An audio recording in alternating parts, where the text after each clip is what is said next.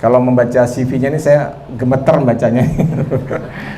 Begitu banyak riwayat jabatannya luar biasa ya.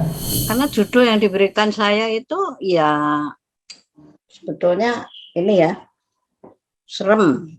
Kebijakan yang berpotensi perampasan tanah, land grabbing ya, tapi bukan sembarang tanah. Huma Voice merupakan acara rutinan Huma yang diadakan setiap bulan. Saya sudah bertobat itu ya, ngaji aja lah sekarang ya, udah ngaji aja lah gitu. Sekarang ngaji kitab kuning aja lah gitu. Nah, waktu jelasin ini tanah kita, saya ingat betul bagaimana teman-teman secara detail, secara rapi mendokumentasikan hal-hal penting semacam itu.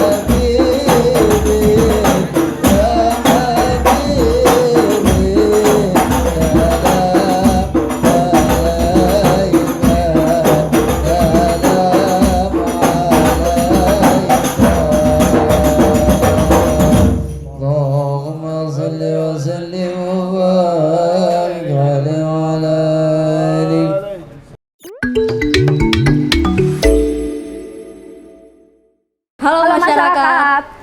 Assalamualaikum warahmatullahi wabarakatuh.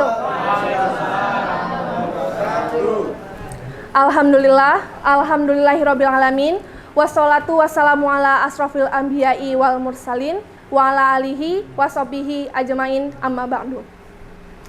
Pertama-tama, marilah kita panjatkan puji dan syukur kehadirat Allah Subhanahu wa taala atas nikmat dan rahmatnya kita dapat berkumpul pada sore hari yang cerah ini. Tak lupa juga kita sampaikan salam kepada junjungan Nabi besar kita, Rasulullah Shallallahu Alaihi Wasallam dengan mengucapkan Allahumma sholli ala Sayyidina Muhammad wa ala ali Sayyidina Muhammad. Selamat datang kepada seluruh partisipan yang telah hadir di acara hari ini. Selamat datang di Huma Coworking Space. Tak lupa kami juga ingin menyapa dan mengucapkan selamat datang kepada seluruh partisipan yang hadir melalui Zoom meeting pada hari ini. Terima kasih telah menyempatkan untuk hadir di acara hari ini. Selanjutnya saya juga akan menginformasikan bahwa acara kita pada hari ini juga dia siarkan secara langsung melalui media sosial Huma. Bagi teman-teman yang belum terkoneksi dengan Huma di akun sosial media Huma dapat langsung subscribe YouTube Huma dengan nama akun video Huma dan juga follow Instagram Huma dengan nama akun perkumpulan Huma. Sebelumnya, terima kasih atas penampilan pembuka dari Hadroh Nur Muhammad yang sudah menyambut kehadiran kita semua dengan semangat yang membara. Terima kasih sekali lagi. Tepuk tangan untuk teman-teman Nur Hadroh.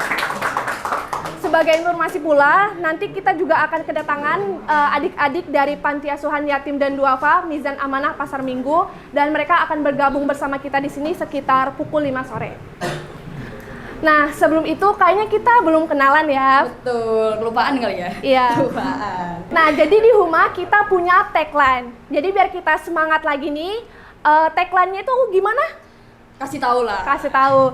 Jadi nanti kalau misalnya aku sebut PHR Huma, jawabnya hukum untuk rakyat. Oke, bisa? Boleh dibangkitkan semangatnya ya. Oke. Bayangkan kurma saat buka puasa mungkin bisa membantu. Oke, aku coba ya. PHR untuk Huma, hukum untuk rakyat. Nah, kayaknya kurang tepat. Kurang. Ya. Sekali lagi, sekali lagi. Fokus. Sekali lagi. PHR Huma, Hukum untuk rakyat. Oke. Apresiasi untuk kita semua. Nah, jadi hari ini kita mau ngapain sih Kak Fitra? Hari ini kita mau bukber. Ya, benar tentunya sih. dengan bumbu-bumbu acara ya sebelum bukber. Jadi hari ini kita hadir di acara Huma Voice edisi Ramadan tahun 2023 yang bertajuk Syiar Agraria. Sedikit mengenalkan acara hari ini, jadi Huma Voice merupakan acara rutinan Huma yang diadakan setiap bulan, yaitu 1 kali setiap bulan. Dan acara ini biasa mengangkat isu-isu terkait masyarakat adat, sumber daya alam, dan agraria, dan didiskusikan bersama narasumber yang ahli di bidangnya. Nah, pada bulan ini, Huma Voice mengangkat isu agraria, dan harapannya semoga pada acara hari ini kita semua sama-sama bisa belajar terkait dengan kajian Huma yang akan disampaikan dan didiskusikan bersama dengan pembicara yang hadir di acara hari ini. Wah, bener banget ya, momennya pas banget ya. Pas Apalagi Islam sebagai rahmatan lil alamin yang juga membawa pembebasan terhadap kelompok-kelompok marginal, kelompok-kelompok minoritas, dan memang penting banget untuk mengadakan diskusi-diskusi kritis ini ya. Betul. Dan sejalan dengan visi Huma dan semangat utamanya adalah keadilan sosial dan ekologis serta pluralisme hukum. Dalam acara ini, Huma mengangkat tema kebijakan pertanahan di Indonesia saat ini. Tepuk tangan. Untuk acara ini, acara hari ini akan dipandu oleh moderator dari Huma, yakni Pak Hendaru, dengan pembicara-pembicara keren dari kalangan akademisi, LSM, dan juga komunitas. Saat ini saya juga ingin menyapa pembicara kita, yakni yang pertama Prof. Dr. Maria Sumarjono, yakni guru besar di Universitas Gadjah Mada. Mohon maaf, yang di Jogja ya. Kemudian selanjutnya saya juga ingin menyapa pembicara kita yang sudah hadir bersama kita di ruangan ini, yakni Gus Roy Murtado. Gus Roy Murtado mungkin bisa melambaikan tangan ke kamera. Gus Roy, tepuk tangan boleh. Dan juga saya juga ingin menyapa pembicara kita satu lagi, yakni Mbak Dewi Sutejo. Oke, selanjutnya akan saya bacakan rundown acara pada hari ini. Yang pertama, pembukaan MC yang sedang berlangsung. Kedua, dilanjutkan dengan sambutan Huma.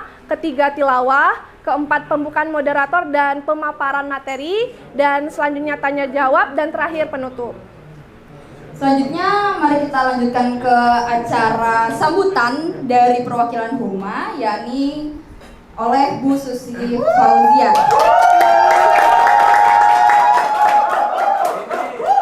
Langsung saja mari kita panggilkan Bu Uci ya, Bu Uci. Assalamualaikum warahmatullahi wabarakatuh.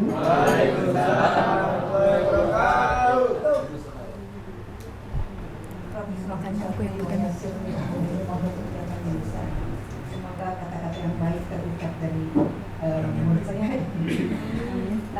Selamat sore Bapak Ibu dan teman-teman perwakilan dari Mitra Huma serta teman-teman dari Hadro yang telah mengawali pertemuan ini dan menghibur ya. Dan kita tunggu juga adik-adik kita dari Yayasan Yatim Piatu yang ini merupakan kali pertama bagi Huma kita mengadakan acara dengan menghadirkan apa yang ada di lingkungan kita, terutama anak-anak yatim dan duafa.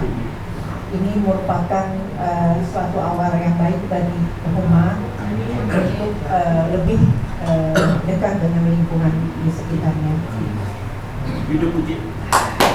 Bapak Ibu yang terhormat, saya mewakili anggota dan Badan Pengurus serta Koordinator Eksekutif mengucapkan terima kasih yang sebesarnya telah meluangkan waktu untuk hadir di sini, juga serta Bapak Ibu yang telah menyempatkan waktunya untuk memantau kami, kegiatan kami melalui Zoom yang berada jauh di luar Jakarta bahkan. Juga terima kasih kepada Ibu Maria yang telah menyempatkan waktu, Profesor Maria yang telah menyempatkan waktunya untuk berbagi pengetahuan kepada kami. Kalau kita mendengar kata syiar, mungkin yang muncul dalam benak kita adalah ajakan atau seruan beragama atau melakukan kebaikan. Tapi kali ini Huma mengajak atau menggunakan kata syiar agraria itu, Huma ingin mengajak bahwa untuk melihat masalah permasalahan tentang agraria bisa dilihat dari berbagai perspektif, terutama perspektif hukum Islam, karena di dalam Islam tidak hanya mengajarkan bagaimana berelasi dengan vertikal dengan Tuhan yang Maha Kuasa, tapi juga berelasi dengan manusia dan lingkungan hidup sekitarnya, termasuk yang juga tidak berada di semoga apa yang Huma ingin sampaikan kali ini bisa menambah wawasan atau wacana buat kita semua untuk mengenal berbagai perspektif hukum agraria utamanya dan membawa kebaikan untuk kerja-kerja kita. Selamat datang juga untuk akan fokus pada pembahasan tentang agraria dalam perspektif Islam dan juga Mbak Dewi. Semoga apa yang disampaikan adalah manfaat untuk kita semua. Demikian, terima kasih. Selamat diskusi dan semoga menjadi manfaat dan berkah untuk kita semua. Assalamualaikum warahmatullahi wabarakatuh. Baik, terima kasih kepada Bu Uci atas sambutan yang telah diberikan.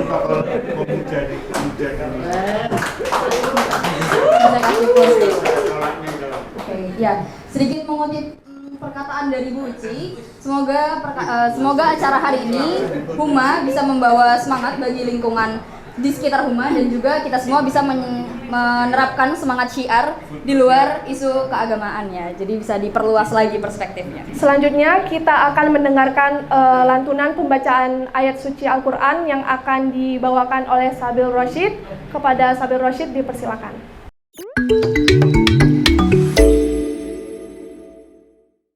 Assalamualaikum warahmatullahi wabarakatuh. Waalaikumsalam warahmatullahi wabarakatuh. A'udzu billahi minasy syaithanir rajim. Bismillahirrahmanirrahim.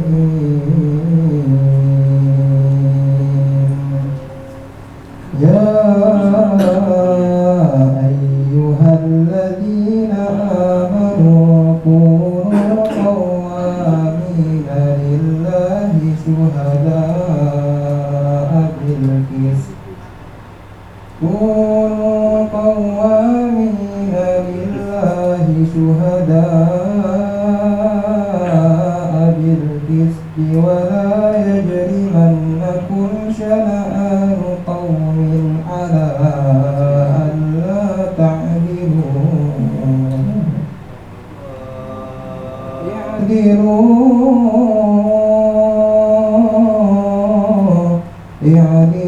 huwa aqrabu lit-taqwa wattaqullah innallaha khabirun bima ta'malun. Wa'adallahu alladhina amanu wa 'amilus salihati lahum maghfiratun wa ajrun 'azim. Shadaqallahul 'azim. Assalamualaikum warahmatullahi wabarakatuh. Waalaikumsalam warahmatullahi wabarakatuh. Masya Allah, sungguh indah pembacaan Al-Quran dari Sabil Rosyid. Semoga yang membaca dan mendengarkan mendapatkan pahala dari Allah Subhanahu wa Ta'ala. Amin ya Rabbal Alamin. Oke, selanjutnya kita semakin dekat untuk masuk ke acara inti yang akan dipandu oleh moderator dari Huma, yakni Pak Hendaru. Langsung saja kita panggilkan kepada Pak Hendaru.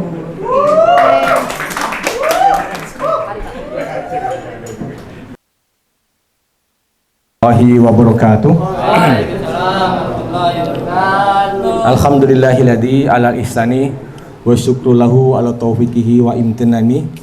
Asyhadu an la ilaha illallah wahdahu la syarikalah wa asyhadu anna Muhammadan abduhu wa rasuluhu adai ila ridwani. Allahumma shalli wa sallim ala sayyidina Muhammadin kana shadiqal wa'di wa kana rasulan nabiyya wa ala alihi wa sahbihi alladina yusiduna islamahum walam yafsanu syai'an fariya. Ya ayyuhalladzina amanu taqullaha haqqa tuqatih wa la tamutunna illa wa antum muslimun. Ya ayyuhan nasu taqu rabbakumul ladzi khalaqakum min nafsin wahidah wa khalaqa minha zawjaha wa bassa minhuma rijalan katsiran wa nisaa wa taqullaha alladzi tasaaluna bihi wal arham innallaha kana 'alaikum raqiba. Ya ayyuhalladzina amanu taqullaha wa qulu qawlan sadida yuslih lakum a'malakum wa yaghfir lakum dzunubakum wa may yuti ila wa rasulahu faqad faza fawzan 'azima. Amma ba'du, fa inna asdal hadis kitabullah wa khairul hadi Muhammadin sallallahu alaihi wasallam wa inna sharral umuri muhdatsatuha wa inna kulla muhdatsatin bid'ah wa kulla bid'atin dhalalah wa kulla dhalalatin finnar. Qala ta'ala fil kitabil karim a'udzubillahi minasyaitonir rajim. Syahrul ramadhanal ladzi unzila fihil qur'an hudal linnasi wa bayyinatin minal huda wal qur'an wal furqan. Wa qala ta'ala fil ayatil maidah fi suratil maidah fi ayatil saniyati wa tis'ah. A'udzubillahi minasyaitonir rajim. Ya ayyuhalladzina amanu kunu qawamina lillahi syuhada'a bil qist wa la yajrimannakum syana'anu qaumin ala alla ta'dilu i'dilu huwa aqwabu littaqwa wattaqullah innallaha khabirum bima ta'malun. Wa adallahu alladhina amanu wa amilus solihati lahum magfiratu wa ajrun azim. Bulan Ramadan adalah bulan yang diturunkan Al-Quran sebagai petunjuk bagi manusia dan penjelasannya mengenai petunjuk itu dan pembeda di antara yang benar dan yang batil.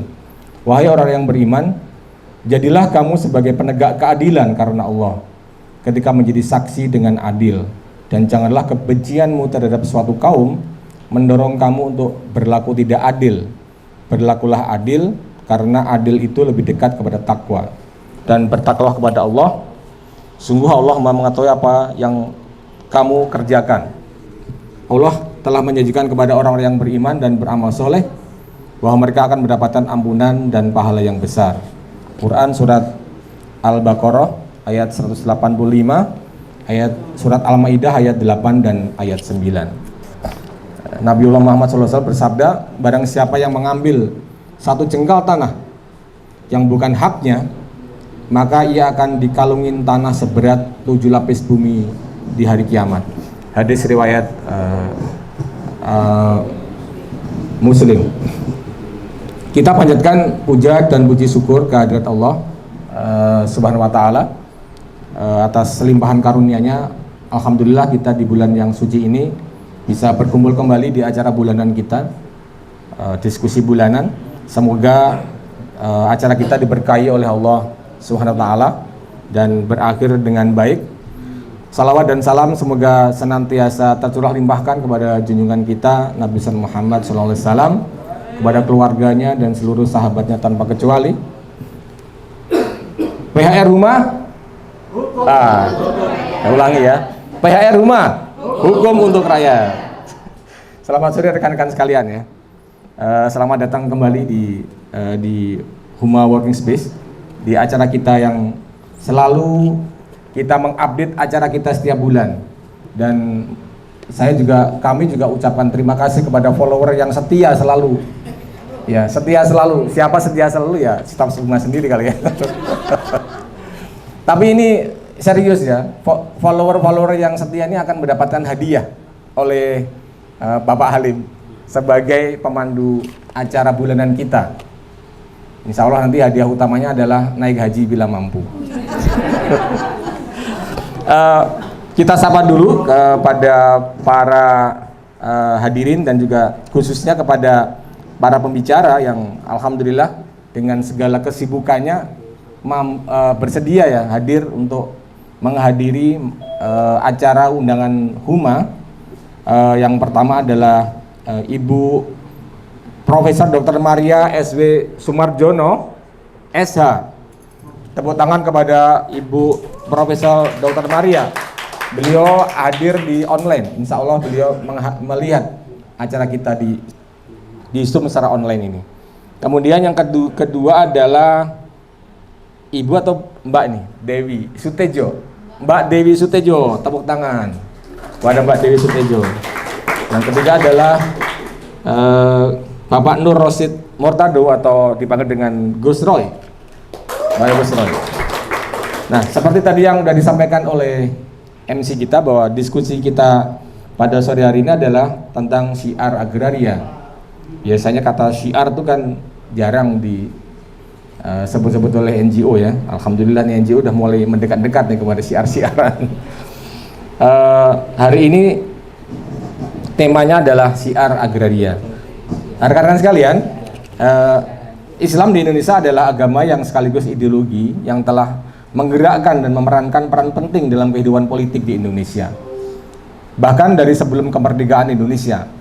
Namun sayangnya setelah kemerdekaan, peran agama semakin disingkirkan dan saat ini umat Islam sebagai mayoritas penduduk seringkali hanya dijadikan alat politik oleh elit-elit yang berkonsentrasi dalam pemilihan umum dengan identitas agama sebagai komoditasnya. Ariel Haryanto dan Muhammad Syukur telah meneliti bagaimana politik identitas agama ini yang dipakai untuk kepentingan praktis tahun 2019 memiliki dampak yang panjang dalam polarisasi, pluralisme, dan pelanggaran hak minoritas di Indonesia. Berbagai kebijakan diskriminatif terbit pada momen-momen menjelang pemilihan baik nasional maupun daerah. Di sisi lain, menyempitnya ruang demokrasi di Indonesia telah mengancam kita semua. Itu fakta ya. Mulai dari pembatasan kebebasan sipil, kebebasan pers, kebebasan akademik, hilangnya oposisi kekuasaan, lemahnya checks and balance, bahkan ditutupnya partisipasi rakyat, partisipasi masyarakat di dalam perumusan kebijakan di tingkat nasional maupun daerah. Padahal gerakan-gerakan dan organisasi umat Islam termasuk adalah bagian dari masyarakat sipil dan merupakan pilar-pilar dari masyarakat sipil itu sendiri, sehingga sudah menjadi keharusan bahwa organisasi keagamaan, ulama, cendekiawan, dan umat Islam secara menyeluruh itu harusnya resah dengan kondisi saat ini. Kedua masalah ini menuntut sikap kritis dari organisasi-organisasi keagamaan, ulama dan kiai, cendekiawan muslim serta seluruh umat Islam. Namun kondisi yang ada saat ini kebanyakan ceramah di media mainstream hanya berfokus kepada masalah-masalah peribadatan yang hampir tidak pernah masuk ke ranah kritis terkait kebijakan-kebijakan nasional yang menindas kaum mustadafin. Misalnya tentang hukum bagaimana pemimpin yang korup atau tindakan penguasa yang merampas hak rakyat. Mereka terkesan mencari jalan aman ya. Padahal semestinya Islam rahmatan alamin memiliki peran yang besar di dalam memperjuangkan keadilan umat manusia. Nah, berdasarkan latar belakang di atas, Huma dengan semangat utamanya adalah perjuangan keadilan sosial dan ekologis serta pluralisme hukum bermaksud ingin ikut berpartisipasi meramaikan forum-forum tersebut. Nah, tema hari ini adalah tema yang mengangkat tentang kebijakan pertanahan di Indonesia. Baiklah, untuk mempersingkat waktu, kita sudah hadir di tengah-tengah kita para narasumber, pakar-pakar di bidang pertanahan yang akan menemani diskusi kita pada sore sampai menjelang maghrib nanti. Kita panggilkan saja beliau-beliau ke depan menemani saya. Yang pertama adalah Mbak Dewi Sutejo. Tepuk tangan kepada Mbak Dewi Sutejo.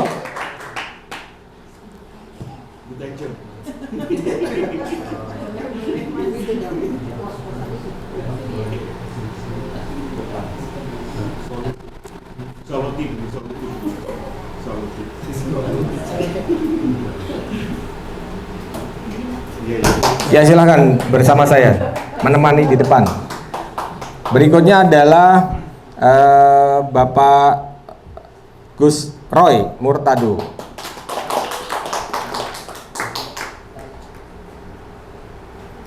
Sudah dipasang Gus, sambut. Kita sapa juga Profesor Dr. Maria yang juga ikut online di tengah-tengah kita. Selamat sore Profesor Maria. Kita semuanya menyimak ya. Kita semua tahu Profesor Maria juga online dan menyimak dan mengikuti diskusi kita pada sore hari ini. rekan-rekan sekalian, pada sore hari ini kita akan memberikan kesempatan pertama kepada Mbak Dewi Sutejo ya. Mbak Dewi Sutejo, beliau ini adalah Vice Nasional Koordinator JKPP, jaringan pemetaan jaringan kerja pemetaan partisipatif. Dan sejak tahun 2013 ya udah berkecimpung di JKPP ya. Ya betul ya. Terus tentu terlibat banyak dalam kegiatan-kegiatan yang berhubungan dengan masalah pertanahan, pemetaan, dan juga sangat akrab dengan konflik dan resolusi konflik agraria tentu saja. Dengan pengalaman ini kita ingin meminta beliau untuk memberikan sedikit ulasan ya, sedikit pengalaman terkait bagaimana tentang potret konflik agraria terutama di tahun 2022 dan 2023. Waktunya hanya sebentar, 15 menit, mudah-mudahan semuanya tercakup di sini. Silahkan Bu, mic-nya cuma satu ya, jadi mohon maaf. Saya duluan Iya, ya? Bu Prof-nya ini. Tadi sempat nyediain slide. Apakah bisa di-share? Karena saya diminta untuk ini dia. Mantap di panitia. Soalnya Oke udah nyiapin.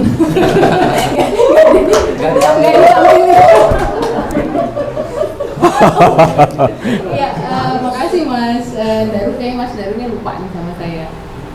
Baru ketemu lagi udah lama. Iya nih, saya udah terlalu tua nih. Ya, terima kasih untuk kesempatannya dan undangannya. Alhamdulillah bisa bergabung mendengarkan kawan-kawan yang sudah tadi buka ya.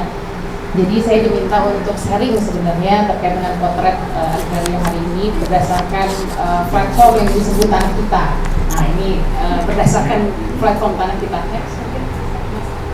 Ya, jadi sedikit kalau yang belum familiar dengan Tanah Kita, karena yang akan saya sampaikan sebenarnya ini data-data yang dikumpulkan melalui platform ini. Jadi portal tanahkita.id ini dia portal berbasis spasial. Jadi ada dua data besar yang kita masukkan, konsolidasikan. Pertama wilayah kelola rakyat, yang kedua konflik.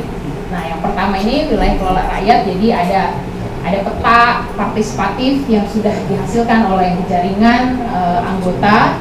Ini bisa diakses di sini. Kemudian usulan-usulan beberapa skema reforma agraria, perhutanan sosial, hutan adat, bahkan AKKM atau areal konservasi kelola masyarakat. Nah ini bisa semua diakses, juga ada official dari government yang kemudian kita bisa pilihkan. Nah yang kedua tematiknya nanti bisa diakses saja langsung. Next, Mas. Yang kedua ini soal data konflik, ini yang dimintakan untuk share oleh saya. Next, Mas. Mungkin bisa. Nah jadi ini tapi disclaimer awal dulu ya, karena banyak organisasi yang kemudian juga mendokumentasikan konflik. Kawan-kawan KPA atau bahkan Huma dengan dulu Huma-nya ya, yang sudah masuk juga di sini karena kawan-kawan Huma juga menjadi bagian koalisi Tanah Kita. Jadi ini yang dilakukan kawan-kawan mendokumentasikan konflik sejak tahun 90-an ya sampai 2023. Memang jumlahnya mungkin maksud saya tidak bisa dibanding-bandingkan dengan organisasi lain begitu, tapi kita bisa belajar ambil dari platform Tanah Kita ini. Jadi hingga 2023 at least bulan Maret lah ya, karena ini belum sampai habis, ada 560 itu salah satunya 560 kejadian konflik yang didokumentasikan dari 90-an, dan itu mencakup hampir 5,1 juta hektar dengan masyarakat terdampak 870.000. Ini juga data-data ini beberapa memang banyak yang lengkap, tapi juga ada yang kosong-kosongnya begitu di disclaimer-nya. Nah, terkait dengan wilayah kelola rakyat, ada 26 juta hektar yang ada di Tanah Kita, dan kalau dilihat itu hampir 20 jutanya itu wilayah adat. Tapi kalau dicek, itu 20 juta hektarnya dari 26 itu tumpang tindih dengan kawasan hutan, dan sisanya dengan konsesi. Jadi inilah awal yang kalau kita ngomongin konflik, ini sudah kelihatan bahwa hampir wilayah-wilayah kelola park ini sebenarnya dikuasai oleh daerah. Next. Nah, saya bikin juga untuk konflik berdasarkan kategori masyarakat. Jadi yang melibatkan masyarakat adat itu ada 231, 41%-nya, dengan melibatkan luas area konflik 3 juta, hampir 60%-nya. Tapi sektor kontributor yang utama itu untuk yang menimpa masyarakat adat itu adalah kehutanan.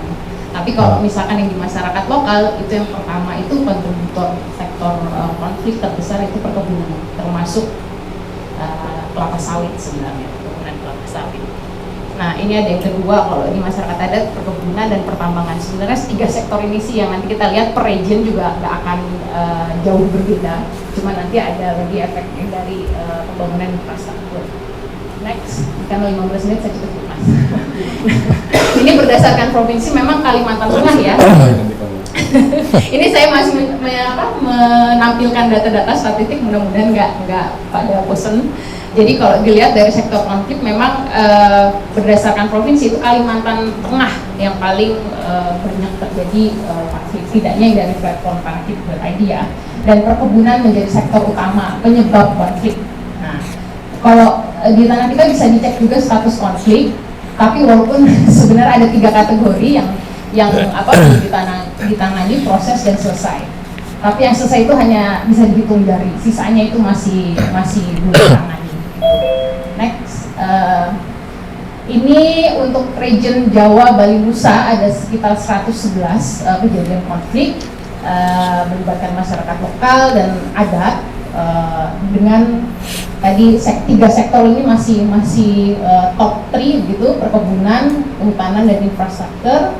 Jadi kejadian konflik yang di sektor kehutanan yang banyak memang belum ditangani itu sebenarnya melibatkan Taman Nasional atau wilayah konservasi. Ini analisis dari tanahkita.id ya. Kemudian tingginya konflik untuk di Jawa, Bali dan Nusa ini banyak melibatkan PTPN.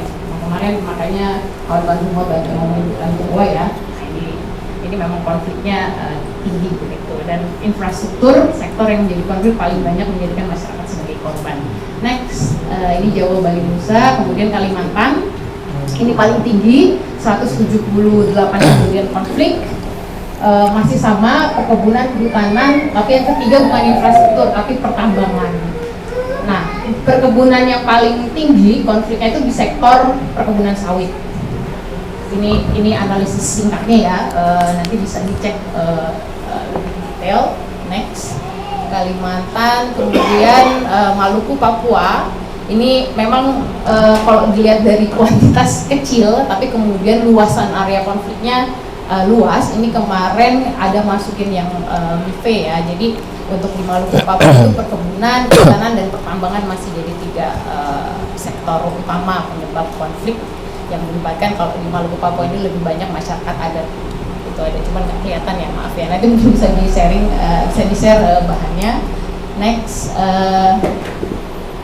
setelah Maluku Papua ada Sulawesi. Nah ini dia.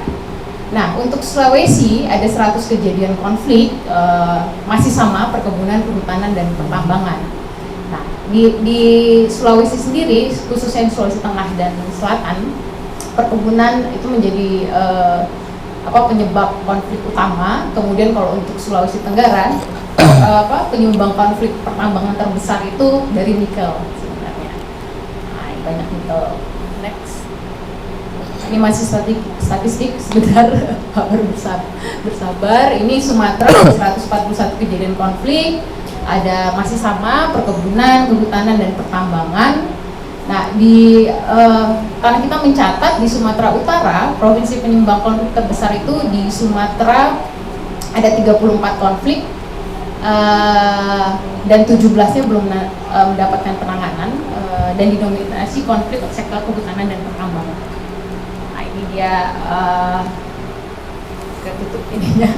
Next, setelah Sumatera satu lagi kayaknya. Next, untuk yang khusus di ini dia. Karena kita mencatat ada kategori baru sebenarnya untuk konflik selain tadi langsung sektor perkebunan, pertambangan dan kehutanan. Jadi di akhir setidaknya 2022-2023 dari hasil data yang dicatat dalam tanahkita.id itu sekitar 46 konflik, dan mungkin ini sebenarnya masih banyak yang belum terrecord. Nanti kita sampai 2023 harus melengkapi ya. Tapi kemudian ada kategori baru ini akibat konflik yang diakibatkan oleh proyek strategis nasional PSN ya. Nah ini kategori baru. Walaupun modusnya masih sama kan, perampasan ruang. Jadi ini saya coba cuplik satu contoh yang terkait dengan pembangkit tenaga panas bumi atau geothermal ya. Bisa tidak mungkin Gus Ray bisa juga ini. Ini kasusnya yang di Manggarai Barat NTT yang menolak desa Waisano ya, yang menolak kemudian karena akan mengancam ruang hidupnya mereka gitu. Nah ini walaupun di konteks di desa Waisano kemudian ada juga kawan-kawan yang pro terhadap pembangunan ini yang sudah dibawa sampai lihat studi banding ke proyek yang lain yang dianggap bahwa ini nggak akan ada ancaman atau dampak. Nah, tapi yang dilupakan, kadang pemerintah daerah di kasus ini NTT itu mereka bilang bahwa Flores ini krisis listrik. Gitu. Padahal data menunjukkan enggak, kok mereka surplus sebenarnya. Jadi argumentasi itu sebenarnya tidak benar. Itu pertama. Dan yang dilupakan dalam pembahasan Omnibus Law terkait dengan panas bumi, ini kan Indonesia berada di cincin api ya, yang sebenarnya punya potensi bencana cukup dahsyat sebenarnya untuk proyek-proyek geothermal. Ini saya kutip dari Mas Yoyo Samboyo. Itu beliau yang menyatakan itu. Nah, itu yang baru yang bisa saya sampaikan untuk tren konflik di 2022-2023. Tapi sampai nanti 2023 saya kayaknya tren konflik ini akan terus meningkat sebenarnya. Walaupun organisasi lain banyak mencatat data-data konflik dan mungkin jumlahnya beda-beda, cuman satu yang sama itu pasti semua menunjukkan peningkatan yang signifikan. Next. Nah, 2 slide terakhir saya ingin sedikit sharing terkait kajian yang dilakukan oleh Koalisi Tanah Kita.id. Ini 2019. Koalisi Tanah Kita melakukan kajian dengan pendekatan spasial ya, potret ketimpangan di Kalimantan. Kenapa Kalimantan? Karena salah satu daerah yang kemudian konfliknya cukup tinggi itu pertama. Nah, dari 2019 peta partisipatif yang sudah dihasilkan di 2019 setidaknya, kalau sekarang kan sudah bertambah ya signifikan. Tapi dari 6 juta hektar itu 50%-nya sebenarnya overlapping sama konsesi gitu. Nah ini kan ini bisa dilihat data-data konflik di Kalimantan Tengah sendiri itu paling tinggi sebenarnya dari Kalimantan yang lain sampai 210 untuk total Kalimantannya. Next, nah ini yang terakhir saya mau sampaikan. Nah ini yang menarik sebenarnya di 2020 kawan-kawan JKPP dengan Koalisi Tanah Kita ini melakukan kajian sebenarnya waktu pandemi 2020. Kalau ingat awal-awal pandemi, dan kalau ingat waktu itu FAO bilang katanya Agustus 2020 dunia ini akan mengalami krisis pangan karena pandemi. Ya. Nah itu statementnya karena pandemi. Nah waktu itu pertanyaannya yang kemudian di kawan-kawan mendorong melakukan kajian ini, sebenarnya apakah kalau bahasa Jawa sekonyong-konyong begitu pandemi yang disalahkan untuk krisis pangan yang ada di dunia? Itu pertanyaan risetnya waktu itu. Dan kemudian kalau di Indonesia sendiri kan dilegitimasi dengan kebijakan yang disebut food estate. Nah di Kalimantan Tengah juga. Nah jadi kawan-kawan ini mengambil 3 site, Kalimantan Tengah, Sumatera Selatan, dan Sulawesi Selatan untuk menjawab pertanyaan apakah kemudian pandemi itu menjadi tertuduh utama gitu akibat krisis pangan. Nah kita cek lagi, ternyata kajian itu menunjukkan, karena ini pendekatannya memang tapi masih pendekatan lahan pangan sawah ya, karena data yang tersedia banyak di situ. Dalam 2 dekade terakhir Indonesia ini sudah kehilangan sekitar 409.000 hektar sawah dalam 2 dekade tersebut, dan itu kalau dikonversi dengan panen beras itu sekitar 2 juta ton yang hilang. Dan 2 juta ton ini angkanya sama angka impor beras Indonesia 2018. Jadi Jadi pemerintah lebih suka mengimpor beras dibanding mempertahankan lahan sawahnya. Nah, di Kalimantan Tengah sendiri, kemudian kita cek lagi, memang dari 2015 sampai 2020 waktu itu, karena kita pandeminya 2020, kita cek 5 tahun, jadi sekitar 259.000 hektar yang hilang. Jadi kira-kira dalam 5 tahun itu 51 hektar per tahun yang hilang untuk sawah. Itu sama dengan 483.000 ton selama 5 tahun atau 74 ton per tahun. Nah, kita cek kemudian apa dikonversi jadi apa sih gitu. Nah, dari data yang sama 2015 sampai 2019 itu kita cek bahwa ada 7 juta atau sekitar 48% dari luas provinsi Kalteng itu sudah dibebani konsesi. Jadi sebenarnya kayak Kalteng sendiri dari 13 kabupaten Kalteng itu 9-nya defisit pangan sebenarnya. Kalau kita hitung dari data-data yang diolah ya, baik spasial maupun statistik yang ada gitu. Tapi kemudian dijawab dengan yang disebut food estate. Nah, yang kita tahu sendiri di Kalimantan Tengah, di Gunung Mas, di Pandi, di Pulau Pisau itu semua terbengkalai sebenarnya. Nah, ada juga ininya gitu hasilnya. Nah, yang saya mau bilang sebenarnya dari pembelajaran dua kasus ini, kalau mau ngomongin konflik dari dulu modusnya sebenarnya sama, perampasan ruang, alokasi ruang yang memang diberikan secara sengaja kepada investor. Nah, dengan adanya Perpu Cipta Kerja ini, kemudian Bank Tanah, sebenarnya kemudian ini menambah karpet merah buat investor ya, dan itu tadi ditunjukkan dengan konflik-konflik baru akibat PSN. Tapi modusnya masih sama, buat saya modusnya masih sama. 5 menit lagi, oke, ini udah terakhir Mas. Udah terakhir. Jadi itu aja sebenarnya yang saya mau share.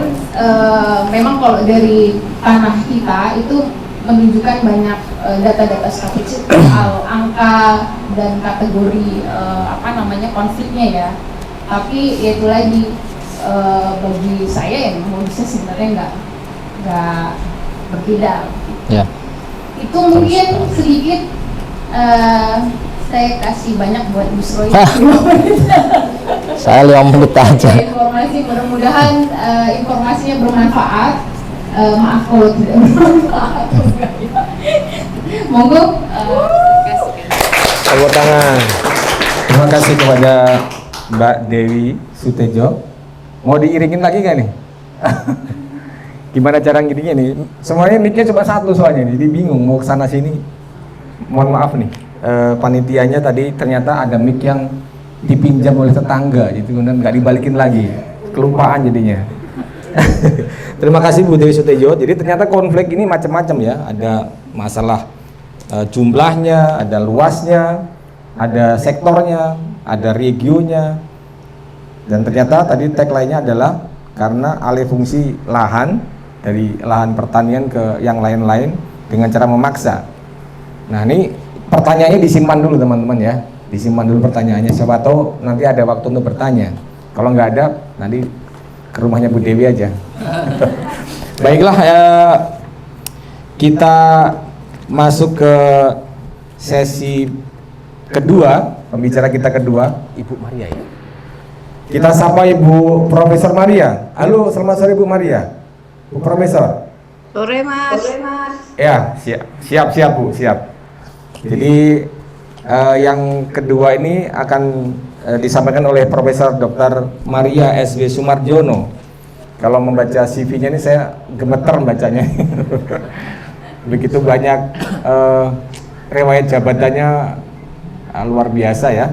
Beliau pernah menjadi Dekan Fakultas Hukum UGM, kemudian pernah menjadi Wakil Kepala Badan Pertahanan Nasional Indonesia tahun 2002-2005, pernah menjadi Ketua Tim Penyusun Naskah Akademik dan RU tentang Sumber Daya Agraria, kemudian Koordinator Tim Penyusun Naskah Akademik dan RU tentang Pertanahan, Koordinator Tim Pengkajian Harmonisasi Undang-Undang terkait Sumber Daya Alam dan Lingkungan Hidup, Ketua Tim Penyusun RUU tentang hak ulayat masyarakat adat, dan banyak lagi. Kalau dibaca macam-macam, penghargaannya banyak, kemudian karya-karyanya juga banyak. Salah satu karyanya adalah penyempurnaan Undang-Undang Pokok Agraria dari masa ke masa. Luar biasa. Kepada Ibu Profesor Dr. Maria, waktu 15 menit untuk menyampaikan terkait tentang kebijakan pertanahan saat ini, terutama pasca Undang-Undang Cipta Kerja yang berpotensi terhadap perampasan tanah masyarakat adat dan lokal. Terima kasih. Maka Ibu silahkan dimulai, hanya 15 menit, semoga cukup. Terima kasih. Assalamualaikum warahmatullahi wabarakatuh. Selamat sore. Salam sehat dan sejahtera untuk semuanya. Rekan-rekan narasumber dan juga para peserta yang beberapa saya kenal, Prof. Imam Kuspayono, Mas Imam, Guru Besar dari Fakultas Hukum Universitas Brawijaya, Bung Roni Septian dari KPA, dan yang lain-lain yang saya nggak sempat negur satu persatu.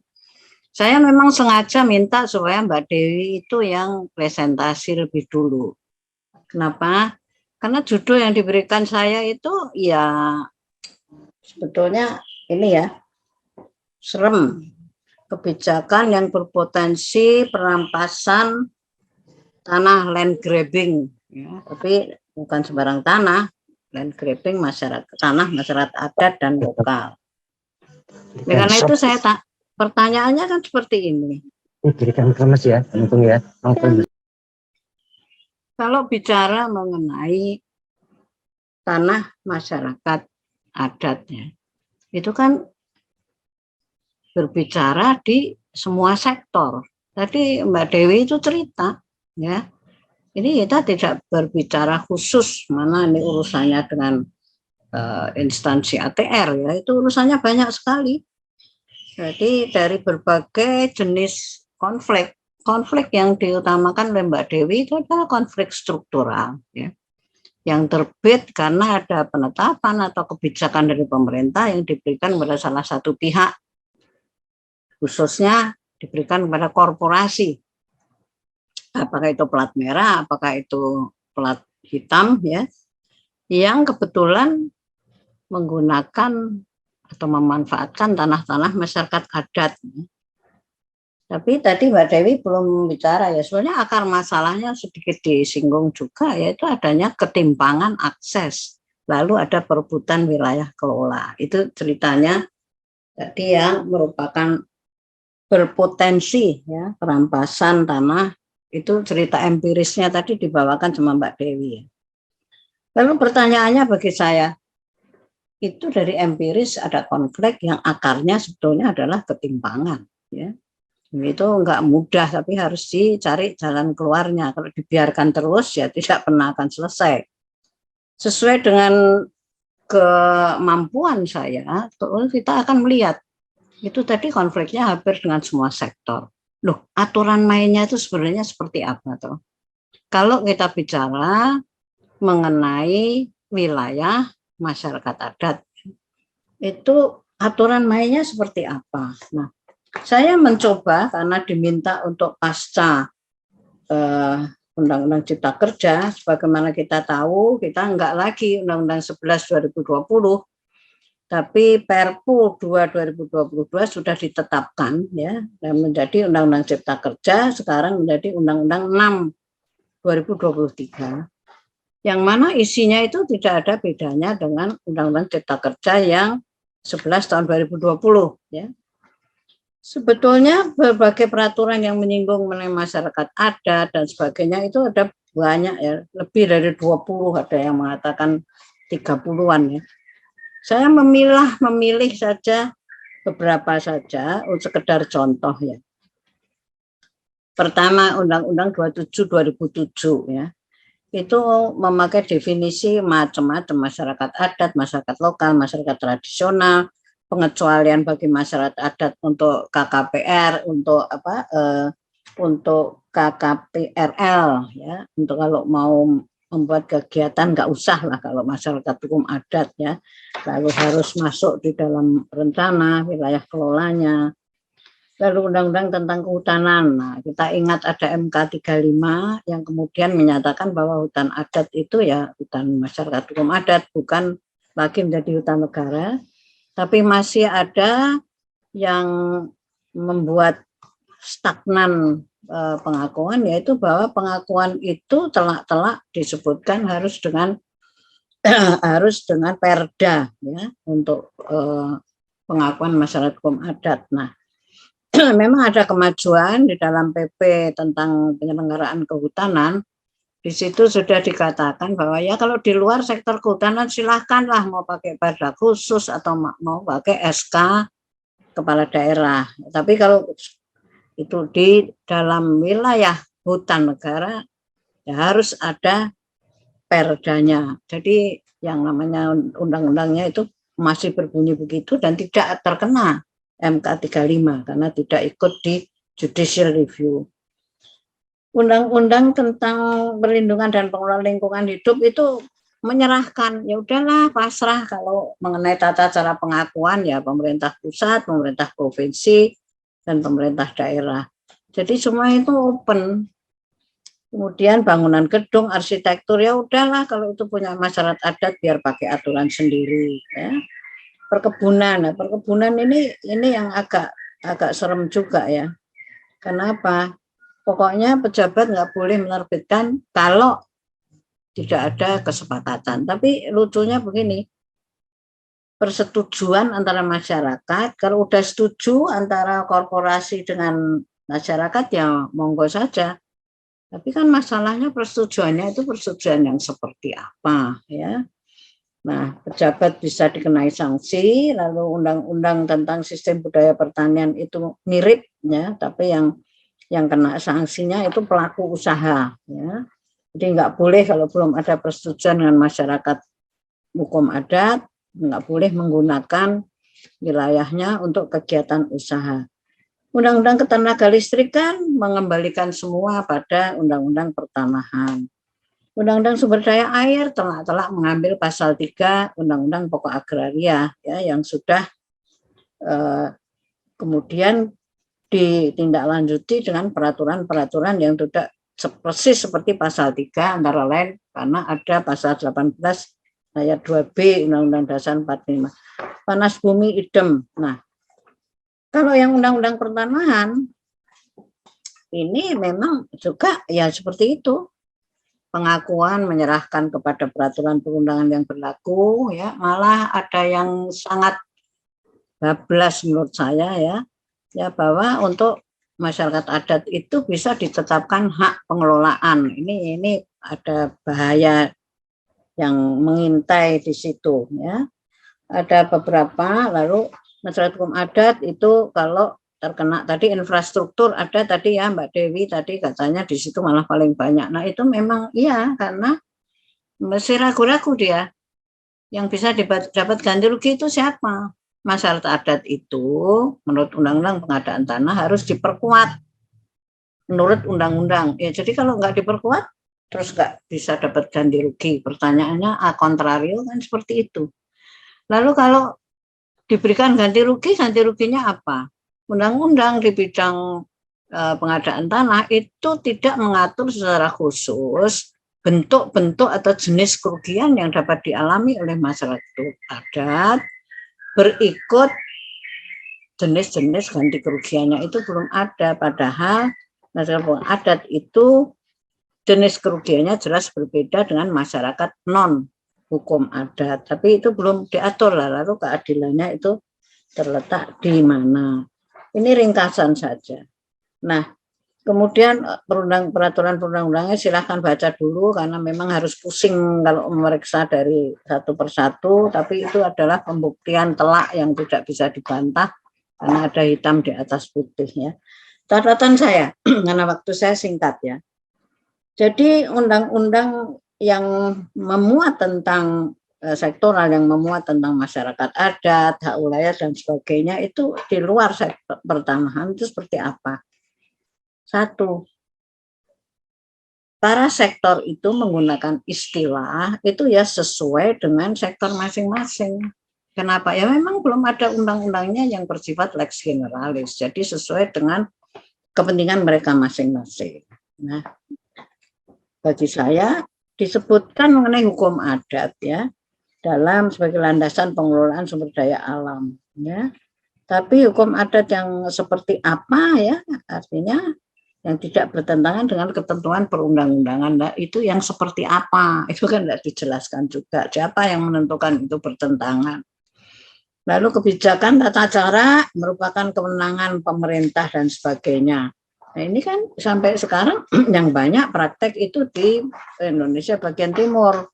Sudah banyak ya SK gubernur atau bupati tentang keberadaan masyarakat adat dan hak wilayahnya.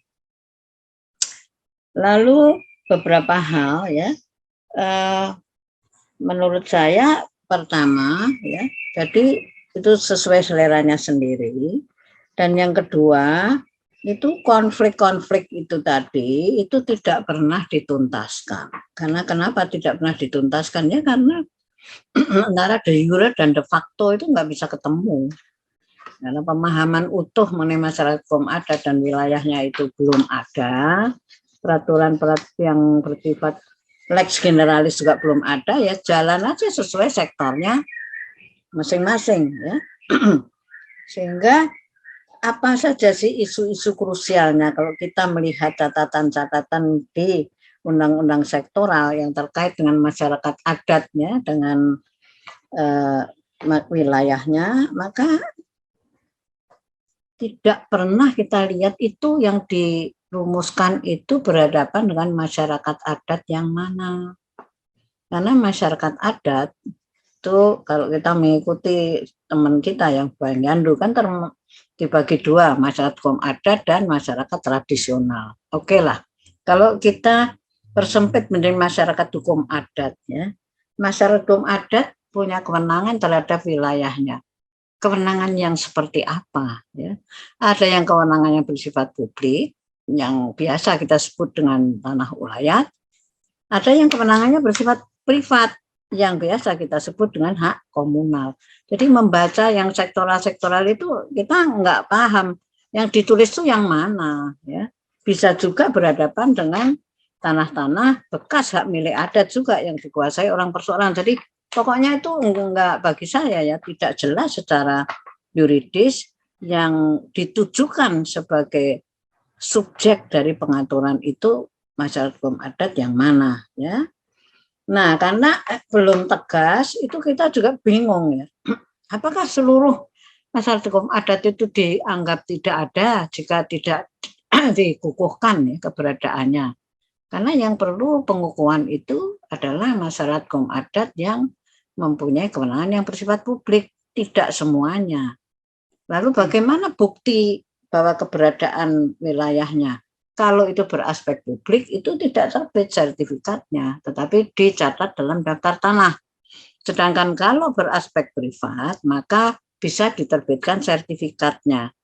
Hal-hal seperti itu kalau tidak jelas, ya kemudian menimbulkan permasalahan yang sama sekali dianggap oleh para penyusun undang-undang sektoral itu tidak ada pemahaman yang utuh mengenai masyarakat hukum adat itu seperti apa, hubungan hukumnya dengan wilayahnya itu seperti apa. Jadi tadi dikatakan perkebunan dan pertanian.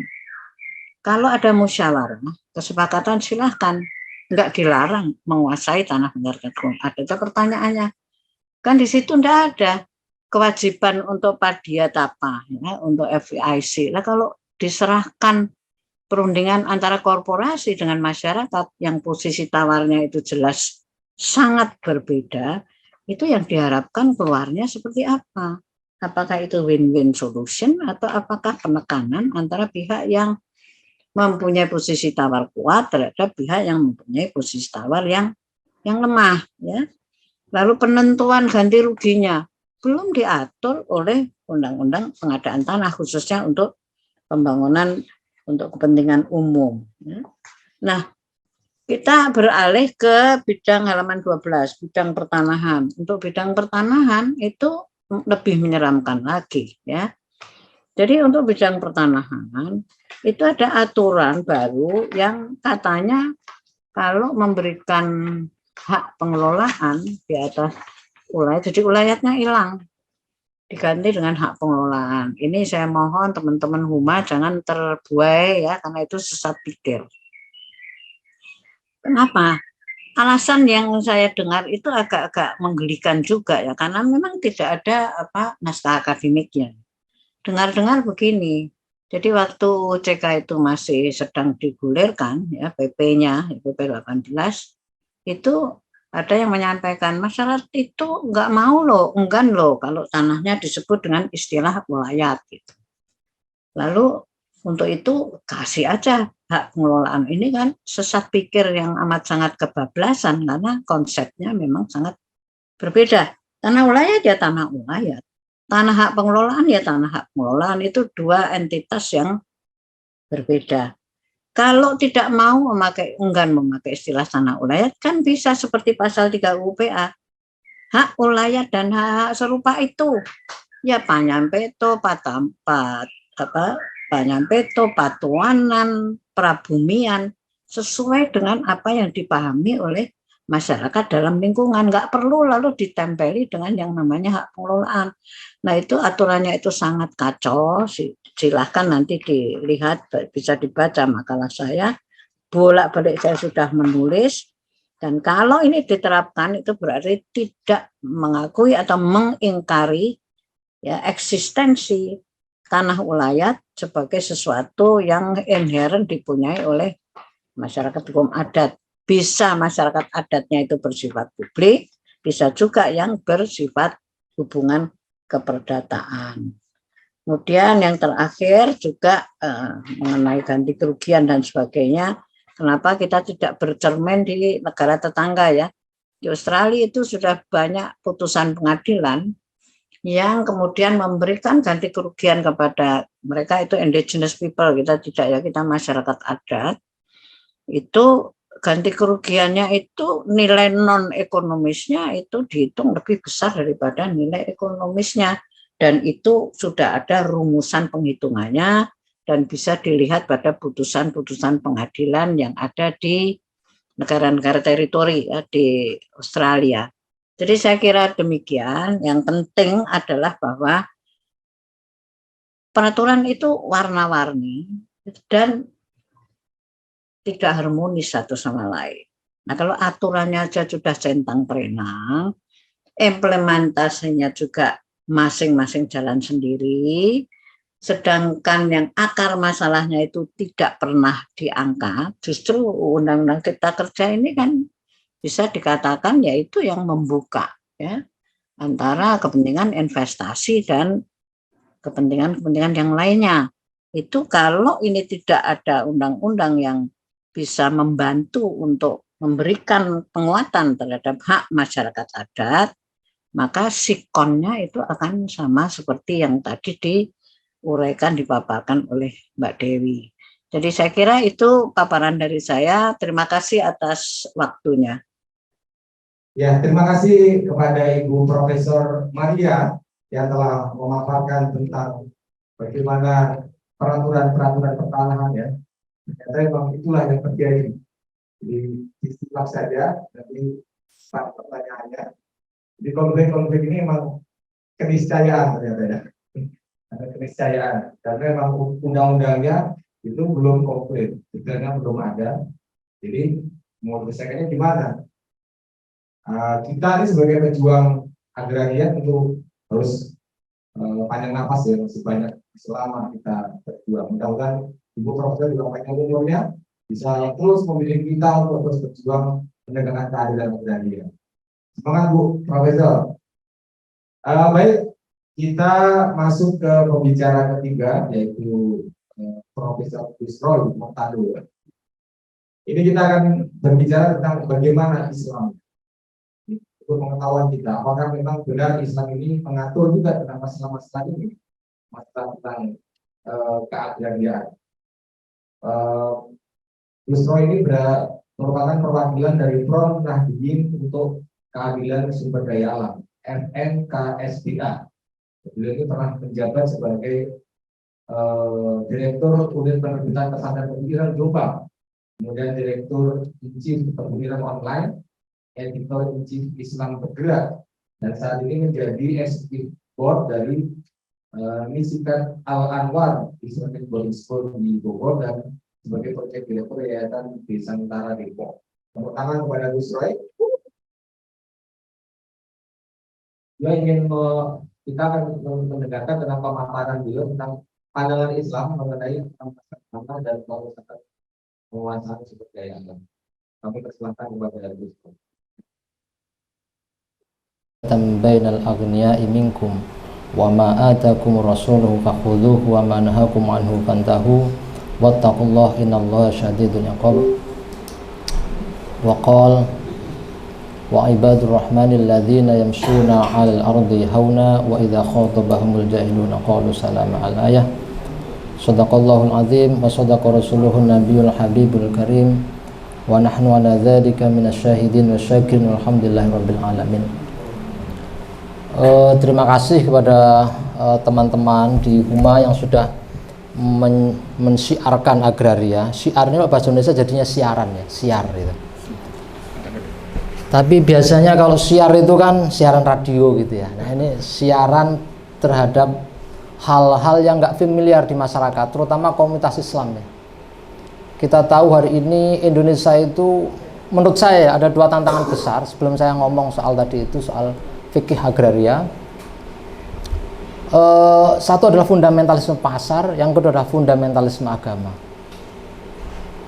Fundamentalisme pasar ini dilawan oleh populisme Islam atau fundamentalisme agama. Biasanya mereka mau mengkritik kebijakan negara, tapi nggak berbasis pada data saintifik, data empirik, berbasis riset seperti teman-teman NGO, seperti Mbak Dewi, seperti Prof. Maria, Mas Agung dan teman-teman semuanya di sini. Ini sebenarnya fatal sekali ya. Padahal isu-isu ini, isu sumber daya alam, isu keadaan sosial itu inherent di dalam semua nilai-nilai Islam. Kapan hari saya membaca satu buku penting karya Thaha Hussein, judulnya itu Fitnatul Kubra, fitnah besar. Di bagian-bagian awal itu Thaha Hussein udah bilang begini itu, Rasulullah itu sebenarnya kenapa menjadi sangat berbahaya di Jazirah Arab waktu itu? Bukan mengecilkan perkenalan terhadap konsep tauhid, enggak. Konsep tauhid itu sudah ada sebenarnya.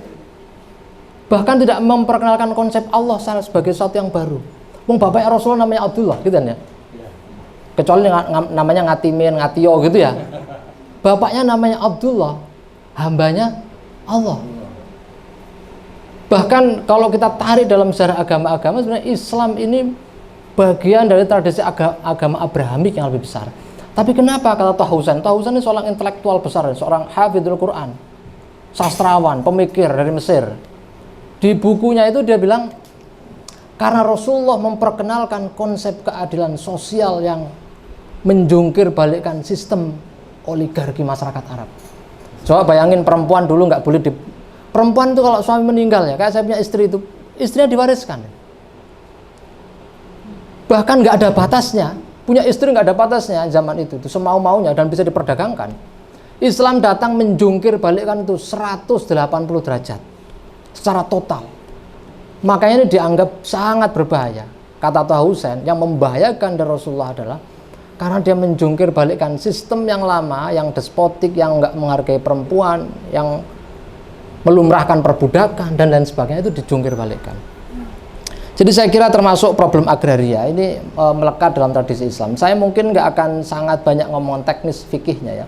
Tadi saya mohon maaf lupa. Sebenarnya saya pengen bawa beberapa buku fikih agraria. Ini kajian Mas Sohib ya, salah satu guru di pesantren kami, juga senior saya, guru saya juga. Kajian tentang satu kitabnya Wahbah Zuhaili yang sudah diterjemahkan dan diberi syarah ya, diberi komentar untuk konteks Indonesia. Tapi bukunya lupa Pak ya, nanti saya kasih aja. Kebetulan saya diminta ngasih pengantar buku itu. Nah, saya mau nambahin apa yang disampaikan oleh Prof. Maria dan Mbak Dewi. Saya ingat betul ketika Mbak Dewi jelasin ini tadi itu, saya ingat waktu saya masih menjadi pekerja di Sayyid Institute itu. Pekerja namanya. Saya sudah bertobat itu ya, ngaji aja lah sekarang ya, udah ngaji aja lah gitu. Sekarang ngaji kitab kuning aja lah gitu. Nah, waktu jelasin ini tanah kita, saya ingat betul bagaimana teman-teman secara detail, secara rapi mendokumentasikan hal-hal penting semacam itu yang nggak dikonsumsi oleh sahabat-sahabat kita ini. Mohon maaf Mas ya. Kalau majelis taklim nggak dapat tadi pengajian seperti Bu Maria sama Bu Dewi gitu. Nggak ada gitu.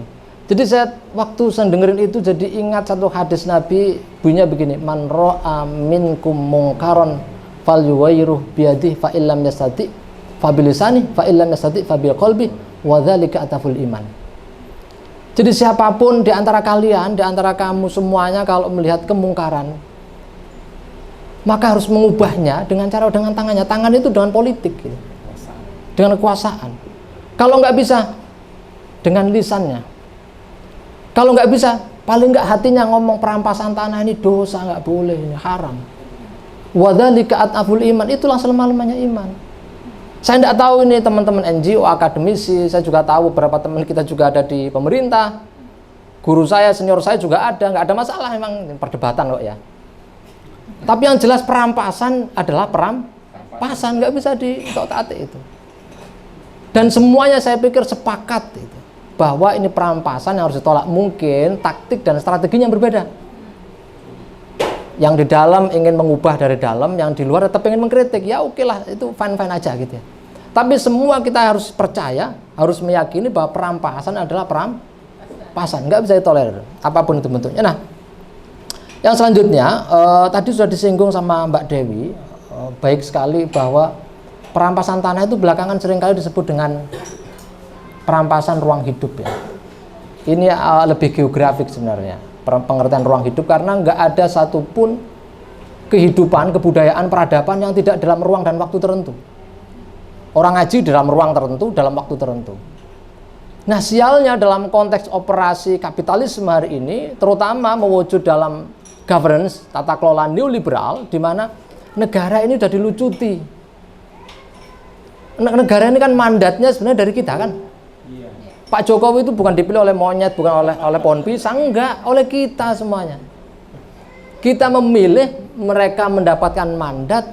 Kalau bahasa Bung Karno dulu menjadi penyambung lidah rakyat. Ada juga disebut sebagai amanat penderitaan rakyat. Rakyatnya masih menderita ini. Ya alhamdulillah sudah diwakili loh. Kebahagiaan kita sudah diwakili oleh anggota DPR. Bener kan ya? Kemiskinan sudah menurun di Madura, betul. Kemiskinan sudah menurun Pak gitu. Dari kakek saya ke bapak saya ke anak saya ke cucu, udah menurun Pak sekarang kemiskinan. Jadi keadaan sosial itu masih menjadi jargon. Dan saya kira teman-teman Huma, JKPP dan teman-teman jaringan semuanya menjadi bagian penting dalam rangka untuk menegakkan keadilan tadi itu, terutama untuk menolak, mengatakan itu salah perampasan ruang hidup gitu. Saya menulis agak nggak panjang sih, cuma 8 halaman. Karena kemarin saya nggak diminta bikin PPT, diminta bikin tulisan. Oke, saya bikin tulisan pendek aja ya gitu. Nah, nanti bisa dibaca tulisannya. Tapi ada 3 poin penting yang mau saya jawab. Pertama, apakah Islam itu anti perampasan? Yo pasti. Apakah Kristen itu anti perampasan? Pasti. Semua agama itu pasti mengajarkan hal-hal yang baik. Nggak ada satupun agama yang mengajarkan kejelekan. Yahudi ini ya, Zionis yang hari-hari ini nyerbu Yerusalem, marah betul saya, hati saya mendidih gitu. Ketidakadilan dimanapun harus ditolak gitu. Apalagi sedang sholat itu diikat-ikat gitu sama polisi Israel gitu. Tapi ingat ya, dalam 10 perintah Tuhan dalam agama Yahudi, salah satunya itu dilarang melirik istrinya orang, Pak. Ayo, jangan lirik-lirik loh ya, saya bawa istri loh, jangan macam-macam ya. Saya juga nggak boleh lirik-lirik itu. Loh itu kan perintah yang baik. Nggak ada satupun agama Yahudi, Kristen, Islam secara moral, imperatif moralnya, perintah moralnya pasti mengajarkan hal yang baik. Jadi itu pertama yang perlu dipegang. Yang kedua, karena saya warga Nahdien, saya ini NU Tulen gitu ya. NU bukan karena turunan, saya ngaji dan memilih untuk menjadi Nahdlatul Ulama. Meskipun juga seringkali berseberangan ya dengan teman-teman NU, ya itu wajar itu, terutama NU hari ini. Nanti direkam ya, nanti saya biar dipanggil, diundang sama PBNU. Kalau diundang ya bagus, sudah lama nggak diundang saya. Oh, terakhir diundang waktu sebelum muktamar saya diundang untuk isu lingkungan, Mas Sohib di isu agraria. Nah ini saya mau jelasin di NO-nya ini. Jadi pada muktamar NO yang ke-34 tahun 2001 lalu, kebetulan Kiai Sohibuddin ini kiai beneran, ahli agraria, ahli fikih, ngaji kitab kuning hebat itu. Tapi jarang kelihatan orangnya. Nah, itu dia ikut mendampingi ini, membangun rumusan keagamaan untuk muktamar NU waktu itu. Keputusannya bagus sekali ini. Saya baca aja ya. Komisi Badsul Masail Diniyah Al-Waqi'iyah mengambil keputusan hukum yang sangat penting bahwa tanah yang sudah ditempati rakyat selama bertahun-tahun, jadi sudah ditempati apalagi lebih dari 20 tahun, Ihya'ul Mawat ya, menghidupkan tanah yang mati, meski belum mendapatkan rekognisi, belum mendapatkan pengakuan. Kayak masyarakat adat, sudah ada MK 35, nggak ada undang-undangnya, belum direkognisi sebenarnya itu, nggak ada alas hukum yang bisa menjadikan itu legal gitu. Kalau itu belum direkognisi, tapi sudah dirawat oleh warga, tidak boleh diambil oleh pemerintah maupun investasi. Clear ya? Clear banget ini Nahdlatul Ulama ini. Jadi dengan demikian tanah yang sudah dikelola oleh rakyat selama bertahun-tahun, baik melalui proses iqta, redistribusi lahan, dan pemeliharaan atau penghidupan lahan, ihya, pengelolaan tanah, maka pemerintah atau investasi haram mengambil tanah tersebut. Udah dahsyat sekali. Ini sebenarnya sejalan dengan hasil muktamar NU sebelumnya di Jombang yang bunyinya begini: mengalihfungsikan lahan produktif seperti lahan pertanian atau ladang menjadi perumahan, perkantoran atau pabrik yang diyakini berdampak madhoroh ammah, berdampak madorot yang nyata pada perekonomian rakyat, hukumnya haram. Lu ini haram semua ini berarti. Ya Mas, Bu. Ya bener kan? Oh ini malu-malu ini. Takut diundang juga sama Pak Jokowi. Bagus kalau diundang. Kita juga perlu diundang ini. Nah, bahkan kalau kita cek ya dalam salah satu teksnya Syekh Wahbah Zuhaili dalam Fiqhul Islam wa Adilatuh, saya dengan beberapa teman waktu itu mengecek langsung dalam kitabnya. Ternyata accumulation by dispossession dalam istilahnya David Harvey atau primitive accumulation, akumulasi dengan perampasan itu kalau dalam terminologi hukum Islam bisa diandaikan, dibayangkan sebagai ghosab.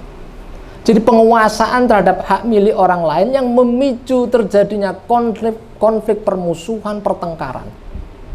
Nah, semua izin-izin tambang yang tadi petanya sudah dijelaskan oleh Mbak Dewi, secara landasan hukum oleh Prof Maria. Salah ini, Maria sama Mario ini dua hal yang berbeda. Ini salah juga tadi itu. Betul sih Prof, saya juga Prof. Prof Mario itu profesor beneran, saya provokator. Sama-sama profnya. Insya Allah sama-sama manfaatnya, bagiannya ini sama-sama pentingnya mudah-mudahan. Nah itu ya, jadi kata Syekh Wahbah Zuhaili, kalau begitu izin-izin tambang ini haram itu.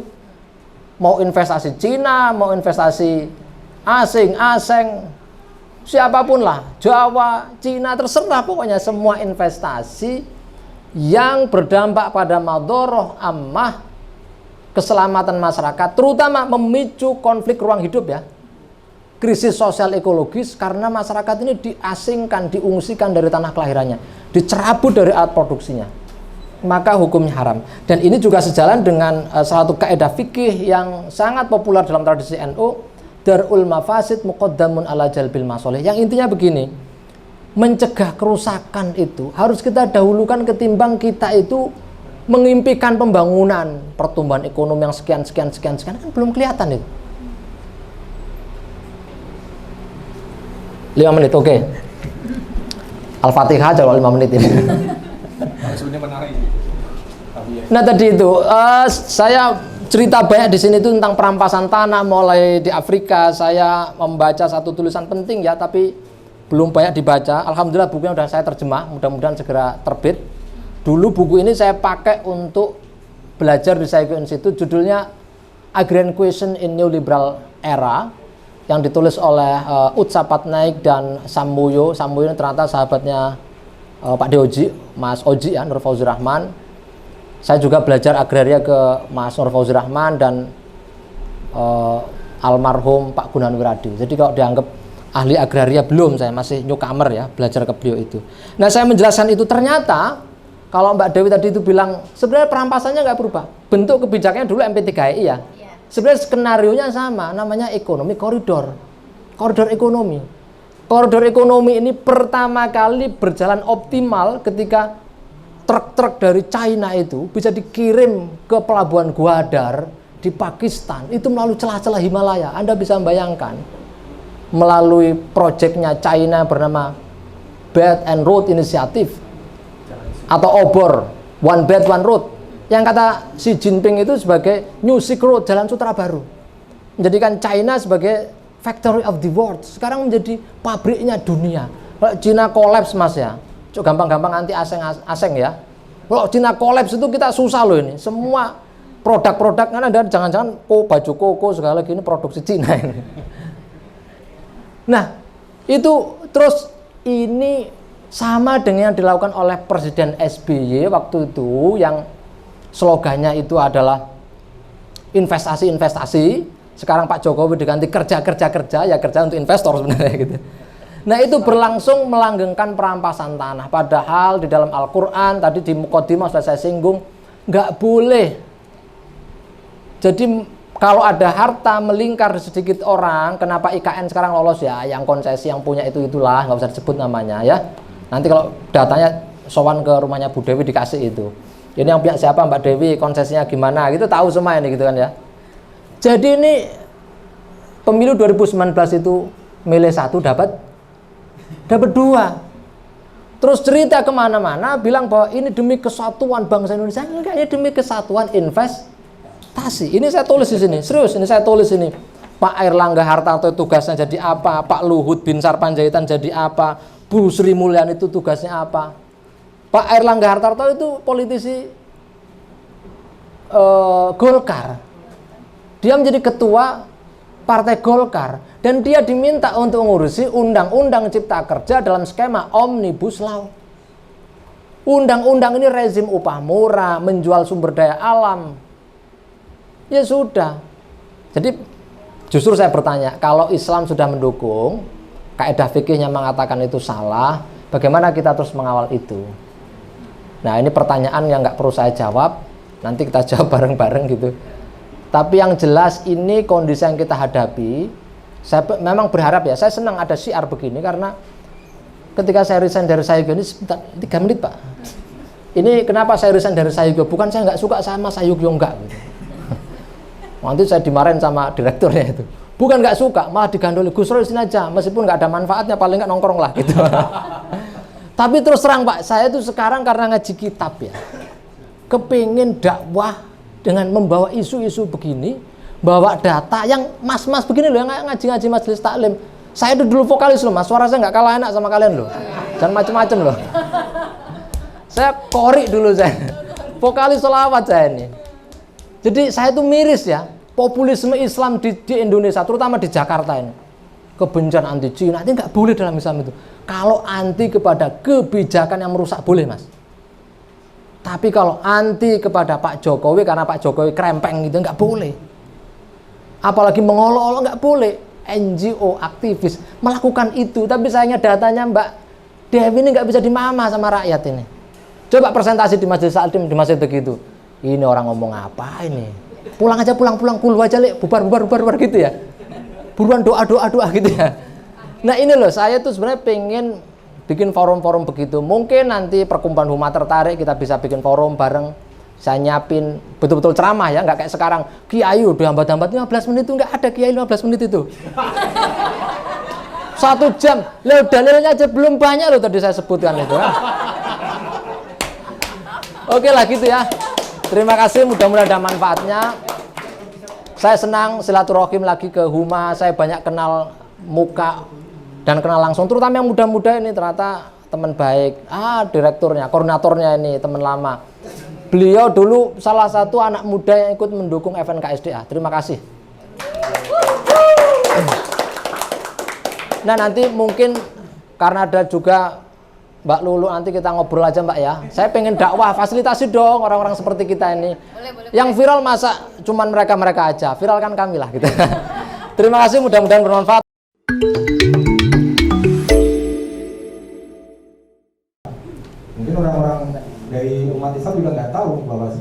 NGO itu punya banyak data.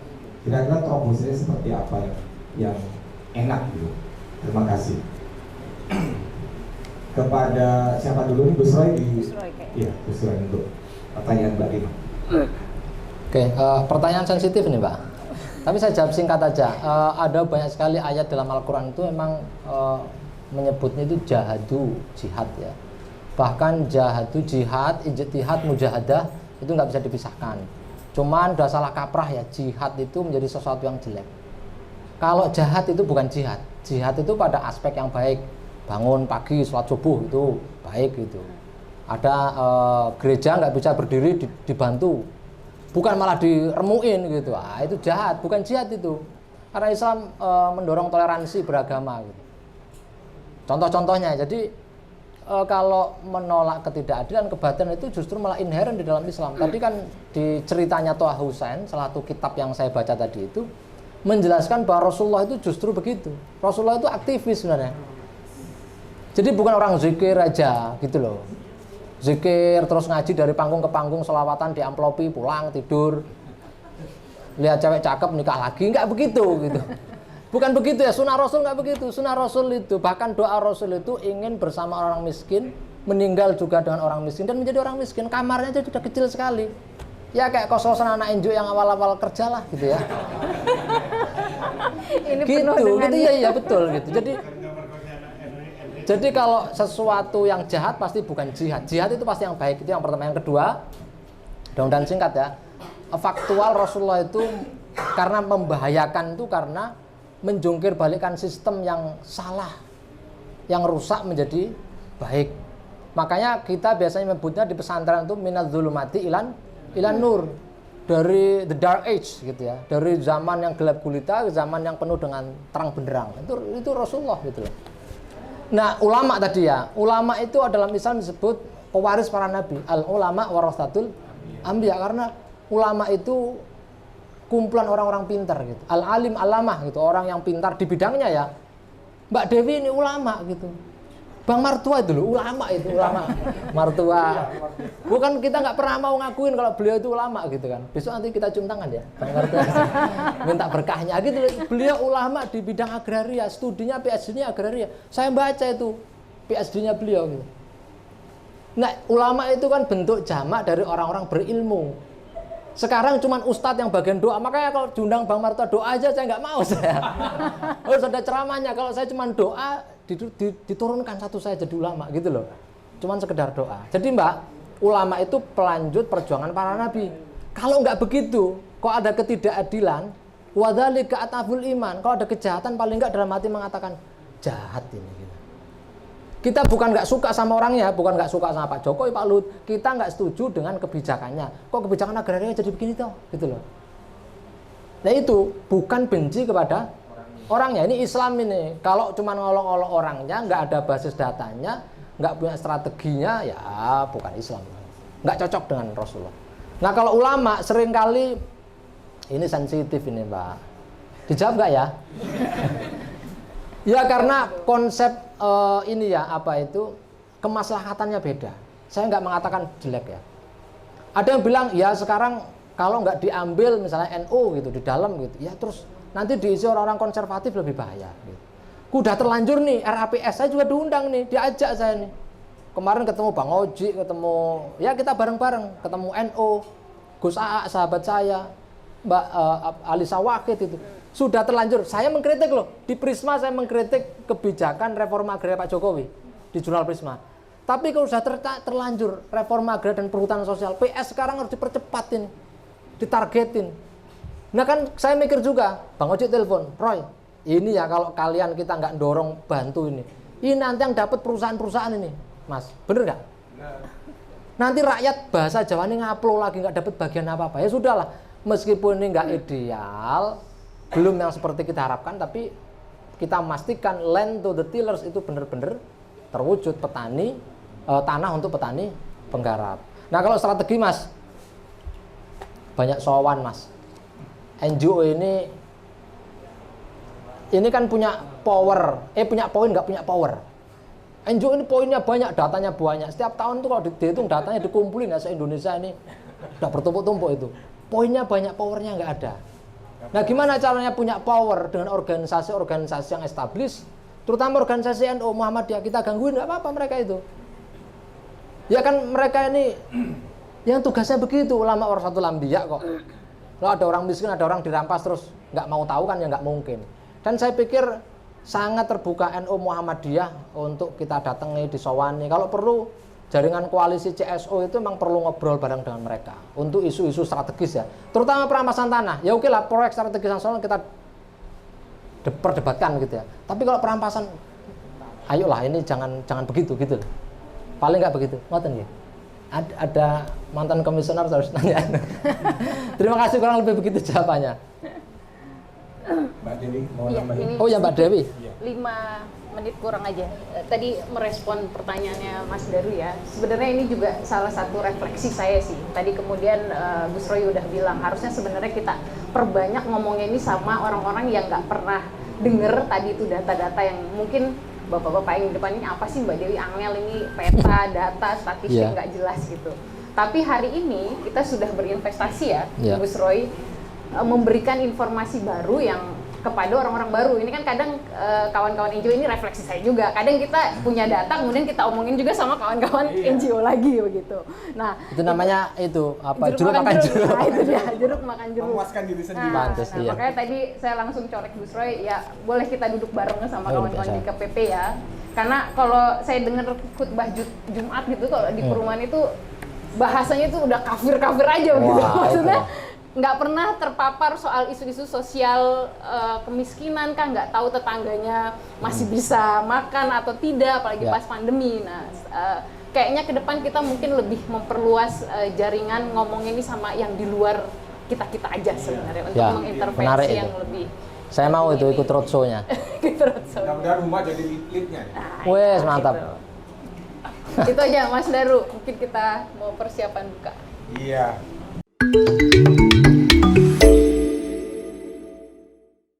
Kita bingung nih, bagaimana caranya menyelesaikan. Nah, teman-teman NGO, datanya banyak, ketika mau ngomong pada basis, nggak punya basisnya. Nggak punya yang mau diajak ngomong, mana nih? Padahal basis masanya tak ada di Nahdien, di Muhammadiyah. Saya boleh nambahin sedikit Mas, soal paradoks ini. Saya sedikit aja sambil nunggu ada yang nanya atau nanggepin. Ini saya tadi itu menyantumkan beberapa paradoks dalam undang-undang kita. Salah satunya tentu saja undang-undang minerba ya. Ada undang-undang nomor 2 tahun 2012 tentang pengadaan tanah untuk kepentingan umum. Nah, coba ini. Kepentingan umum itu definisinya bagaimana? Kan masih diperdebatkan itu. Terus seringkali terutama yang sedang mengemuka ini di Wadas ya, di salah satu desa yang ditambang batu andesitnya, ada tambang quarry masuk di sana untuk kepentingan proyek strategis nasional di sana. Bendungan ya. Yang sangat membahayakan bagi kelangsungan hidup masyarakat di sana gitu. Ya sekarang prosesnya sudah proses ganti untung istilahnya ya. Bahkan udah hampir 100% orang sudah menerima, ada sedikit saja masih menolak gitu. Itu dengan proses yang sangat panjang. Nah seringkali yang disebut perampasan tanah itu kan tanahnya dirampas, tiba-tiba didudukin. Dalam pengertiannya secara teoritis itu nggak begitu. Jadi dirampas itu termasuk ketika Anda nggak mau terus dipaksa menerima dalam sistem konsinyasi. Duitnya dititipin, mau nggak mau kamu diperkosa dikasih kompensasi gitu loh Mas. Nah itu kan, itu namanya perampasan. Nah kami kapan hari disusun dengan teman-teman santri ada miss-nya begitu Mas. Jadi nggak ada yang dirampas, kan tanahnya nggak dirampas, itu dikasih ganti rugi, malah ganti untung loh sekarang gitu.